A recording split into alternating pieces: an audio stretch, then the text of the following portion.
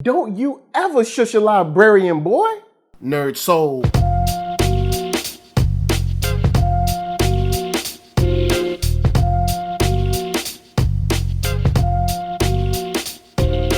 Late ill kid at OneYoungsta, holding it down, breathe that StreetGeek and NERDSoul. What is up, my people? Today, all year, coming with another wonderful episode of, that's right, on screen, we take a hip hop geek, putting it together and having some fun. We've been on a long road. We've been in a wraith. We've been on a bike. We've been over bridges. We've been to Christmas Town. And now it seems like we're starting to have a bit of problems all up in paradise. That's right. We're talking about NOS4A2. And before the jump, I want to hit about three things. First being Bing. We see how he came up. Bing always, he was always a little challenged. He always had a couple problems, but we see that his father kind of exacerbated that. His dad wasn't the greatest of dads, and his dad definitely treated him like he was other inside his own home. And that didn't help with his anger, with his attitude towards life, towards his family, all that. It did not help whatsoever. And in this case, it seemed to manifest when, of course, at Christmas time, there was a incident, if you will, where his dad was taking it too far and Bing just bust him straight up in the head. And it's here where you see that he is far, far beyond disturbed. And I mean, of course, we see him as a child at Christmas, and then we see him later on at Christmas. So during those years, I'm sure his dad was tormenting him, treating him horribly, being mean to him, and this, that, and the third. But what he later then does to his mother, we see that he is straight, just, he's out of here. He's gone. And Bing is someone that needs to be stopped, like seriously stopped. Like at first, I thought he was kind of this like the lovable guy, is like the teddy bear, but this guy is, he's essentially a monster. And the sad thing and scary thing about this is Bing, we meet people like, I'm sure people was thinking, the dude that be kidnapping people, keeping them in their basement, they probably thought he was a cool guy too. And then next thing you know, you go up in his house, Vic saw all kinds of magazines and nasty stuff up in there. Yo, look, hey, all I'm saying is, look, if you think somebody's cool and you see them doing stuff around and you think they all good, just keep your eye on it, because you never really know. Next up, I want to talk about Haley's ride. Haley's ride was pretty cool at first, because see, Haley wasn't like the first kid. Haley was like, look, you took my mom. I don't want to be here. You kidnapping me. I don't want none of your candy. I don't want none of your toys. I want to get out of here. And we see as either Charlie Manx's power works or the car works or whatever it is, she slowly falls into, his spell, his magic, whatever it might be. And of course, she starts to change. Manx gets nice and young and fresh, and she starts looking old and crusty. And we get this scene of an Amber Alert, which I'm thinking, oh snap, word, it's about to be on. We got an Amber Alert.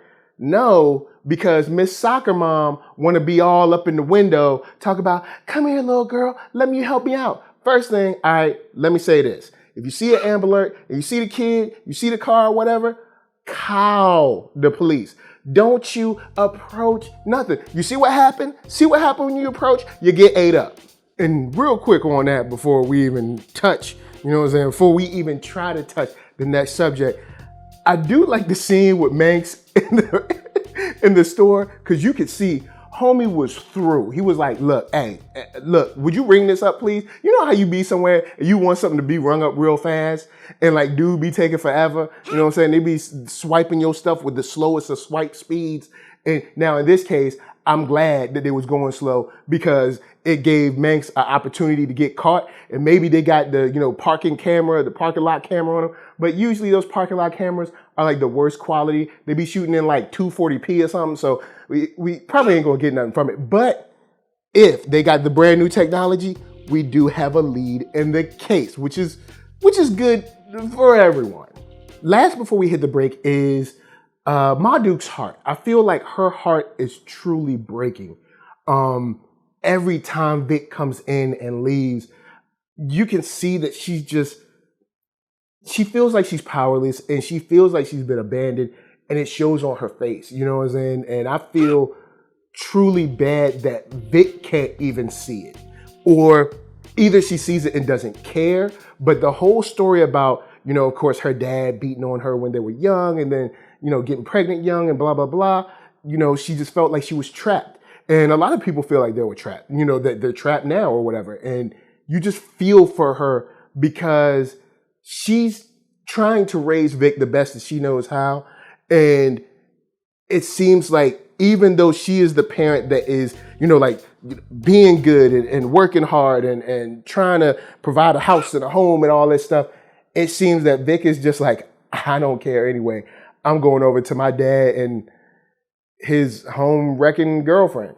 The crushing but good thing about this scene is that it forces Vic to confront the fact that she's been for way too long with her father and other people only seeing the good and completely ignoring the bad or possible bad.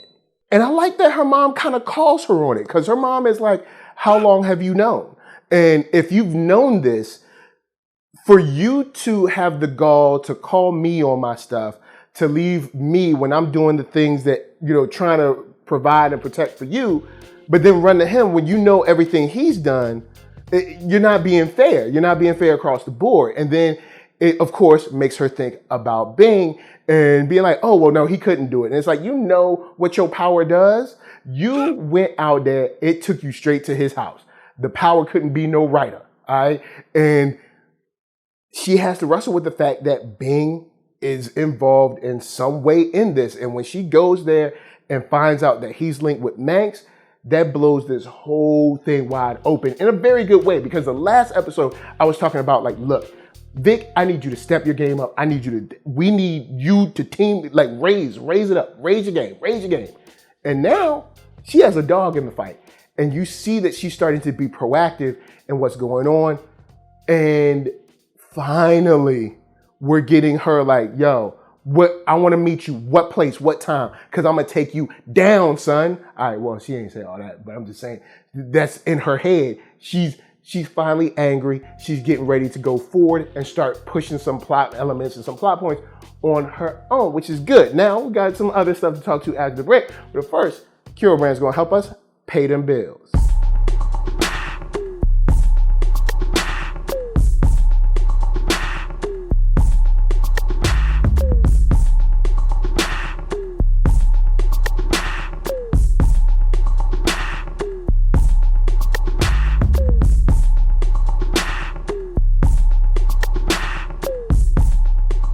Oh yeah, check that link below. Hat, shirts, hoodies, all that jazz. And once you find something you like, of course, cop it. Now let's get into Maggie.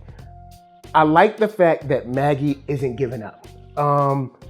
She could easily have given up. And maybe if she didn't know a kid in here personally, maybe she might not have been involved or known or whatever. But now that she's involved, I like the fact that she is not in any way, shape, or form giving up on this joint. She is like, look, check it. You and me, we got to work together. I flew all the way out here. I ain't, you know what I'm saying? I'm out of my librarian jurisdiction, you know what I'm saying? And I'm out here to try to help you, to get you to recruit you basically. And Vic just really ain't, she's not helping. All right, she's not helping, but I like the fact that Maggie is out here. She's asking people questions. She's interviewing folks. She's doing interviews. She's like investigating. She's calling the cop, getting Amber Alerts. Like she's really doing everything she can to make this work. And then of course, you know, Vic wants to call her out on the mittens thing. She like, no, that's not the tile's fault. That's my fault for putting smitten with mittens, and that's my fault. But that doesn't mean that the tiles don't work. That doesn't mean that your power doesn't work. That doesn't mean that we don't have a problem on our hands. Now, real quick, I want to go back to the ride with Charlie Manx.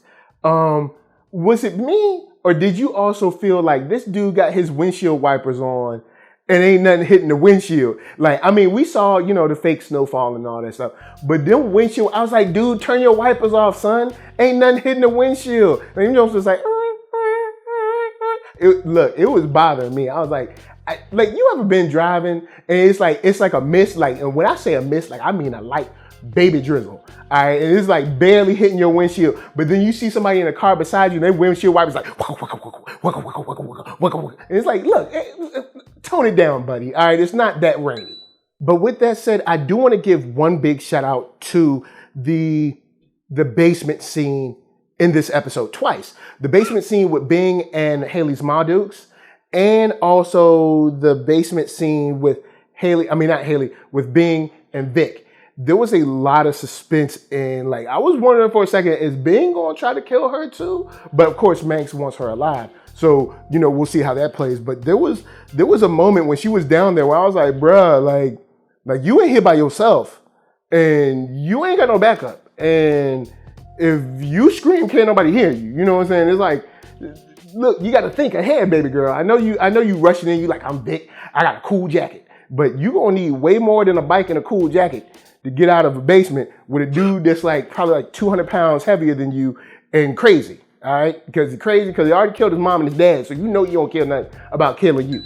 So now all we're left with is wondering how Vic is going to take this going further. She found the dead body. And I'm pretty sure this is going to lead to a deeper investigation on Bing with other deaths. Maybe he buried some other people out there. Who knows? But Bing is freaked. The news is on to it now. It's becoming a thing. So now that there's going to be an investigation from the justice level or the officer level, whatever you want to call it. I don't know. Police be doing stuff. You know what I'm saying? This could help put pressure not only from Maggie, not only from Vic, but also from a more secular law enforcement side to kind of hopefully at least slow down or stop Charlie Manx. Now, of course, we've got 6 episodes left, I believe. So there's going to be some other stuff we got to get to. But for right now, it looks like the good guys are sort of winning. I mean, Charlie is, he's up, but I mean, right now let's say it's like 4-1. You know what I'm saying? Like the good guys could level up, but you know what I'm saying? I like how the good guys won a little bit and the bad guys that have been winning the first 4 episodes or the first 3 episodes finally caught like a baby L, not like a full L. You know what I'm saying? But Bing is probably going to get arrested, I assume. Because dude probably ain't no smooth criminal like that. So Bing's probably going to get arrested. That's going to put a wrench up in, Charlie Manx's stuff. You know what I'm saying? Maybe this will help the good guys level up. Maybe. So guys, holla at me. I'm going to holla at you. Down in them comments, let's talk about Charlie Manx. Where do you see him at the end of this season? Let's talk about Maggie shushing people in the library. Does she have the librarian jurisdictional authority to shush somebody out of state? You know what I'm saying? I think that if you're a librarian in your own librarian state, you can shush people. But if you're in another state, you can't just be shushing people. Like it doesn't transfer. Like if you're a cop in Texas, you can't go to Kansas and be a cop. All right, your badge don't transfer. You ain't no cop there. You know what I'm saying? You're just a regular person there. All right, you just gotta look. Matter of fact, you gotta stay in your. You know what? Look, just don't shush a librarian in general. But all I'm saying is Maggie might have to check her own jurisdictional policies because she might not have been able to shush back. And lastly, let me know how creepy you thought those scissors were. What is it? Scissors for the Drifter? That's, them kids. I don't know if we can save those kids. So before I get out of here, I'm going to tell you guys to hit up ThatNERDSoul.com. That's right. Check me out right there. All my videos from the oldest, newest, latest, greatest, and all that. Then hit up shop.ThatNERDSoul.com and pick yourself up a t-shirt player. Don't forget to get one for them playettes. Then come back here, like, comment, subscribe, and share that Nerd Soul. That's right. There's no better way that I can show people that you like what you are watching. So, LA, what up? VA, what up? RVA, you got my heart. And please be good to yourselves. Please be good to each other. And remember, if there's ever an Amber Alert and you see something funny, just contact the authorities. Peace.